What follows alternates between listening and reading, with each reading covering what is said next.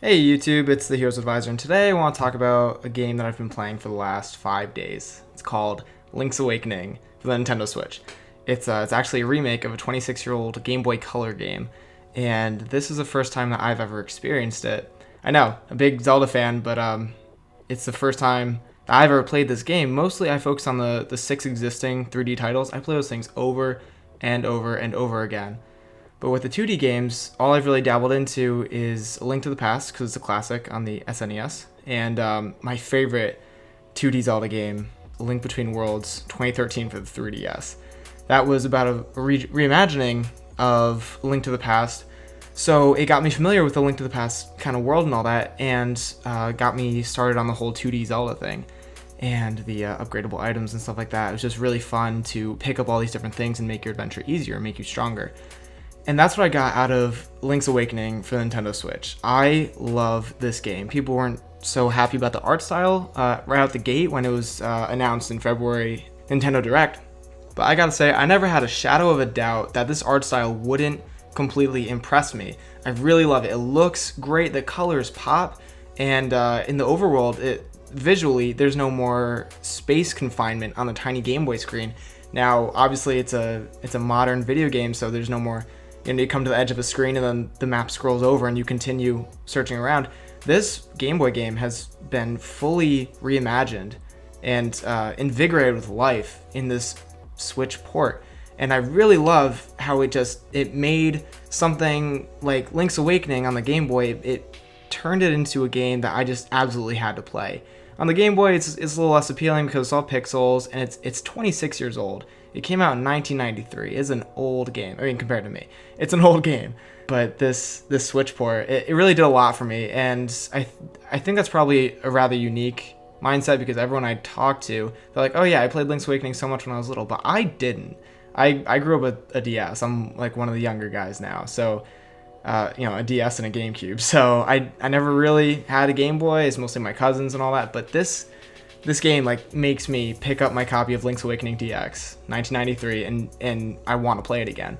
The world, if we can talk about the map for a second, the map is not too big, it's not too small, but I poured into it. I know every part of that map now, and I love it. All the little nooks and crannies where you can find all sorts of stuff. And there's not so many things that's like, oh yeah, I'm never going to complete this game. It's definitely doable. I did it in 4 days. I think I finished it last night.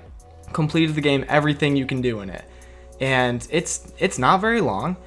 It's good for repeat play sessions, but it's the adventure that really gets you. And that story is just about Link getting shipwrecked, and he ends up on this island, and it's alluded to, each boss you fight, every person you talk to, that the island is all these people know, and it gets you wondering, is this all real? And in fact, the bosses, before you defeat them, or after you land the final blow on some of the bosses in one of the 8 dungeons, they say, don't wake up the windfish that sleeps here. If you do, our world will vanish.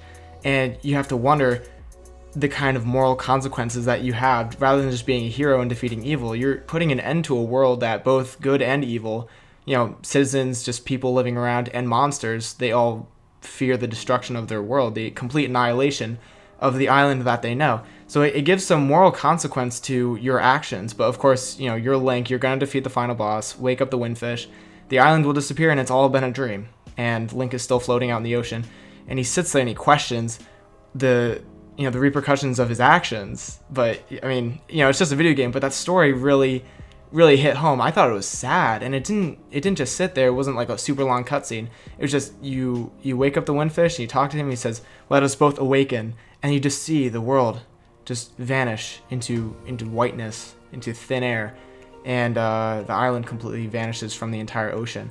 And I was just left there, sitting there, like, crap, what did I do? Even though, the game was made to be that way. The movement, I thought Link was a little slow, kind of like trotting around as compared to Link Between Worlds, which this game, I think, pulled a bit from. But yeah, running around the world, attacking enemies, the dungeon design was fantastic. The 7th, was it Tower? Eagle's Tower. The 7th dungeon really stumped me for like a good day. And I tried not to look up some of the solutions to it, but that was a really tough dungeon. And boss fights were really easy, but the enemy designs and the music and the visuals and Link's little toy-like appearance, and he screams when he falls into pits and stuff, is really, it's all very charming. It honestly reminds me of Skyward Sword. When I first played it, I thought that game just had so much pop to it, so much charm, and that's exactly what I got out of this game. Basically, one of the things I love about it so much is just all the things that you collect, and it always feels like you're making progress, and after every dungeon you come out with a new item and you're like, okay, let me go see what I couldn't do before and what I can do now, and see what other little secrets I can uncover and people to talk to, and all these funny, quirky characters that you can talk to, and under certain circumstances they'll give you different bits of dialogue, and you can even steal from the shop. In the first town you can steal from the shop, and everyone will thereafter call you Thief, as opposed to the name that you put in, or Link. They'll call you Thief in all caps. And I really wish I didn't steal the first time, because now the cute little girl that's always talking to you, she just, instead of calls you, your name, she calls you Thief. But the dialogue stays the same, and it's really funny, actually. I wish I never stole from that shop, though. Yeah, I've been having a blast with this game. I really love it. That music, it's all remastered, and I don't know if it's live orchestra or if it's like electronic MIDI music, but it's pretty phenomenal. Then I go back and play the Game Boy game and I hear all those same sounds pixelated. It's like Pokemon Yellow and Pokemon Let's Go Pikachu and Eevee. It's how all that same music has just been made louder and made completely been redone, but it's the same melody, which I always love. Especially like Pokemon Link's Awakening, both Game Boy Color games, and now both remastered on the Switch. It's kind of ironic, actually. To sum this up, I love Link's Awakening. I love the little amiibo it comes with. I love the visuals. I love the combat. And I love the constant satisfaction of always getting better, getting stronger. And that's quintessentially Zelda, is picking up items and finding out what else you can do in the world, what else you can do in the dungeon with the new items that you've acquired. And I think that really hit home for me here in this game. It was bite-sized. I 100% completed it in under 25 hours. That was dedicated over a couple days, but I had a blast with it, and I'm starting it right back over. And I'm playing it through the first time on my little Game Boy.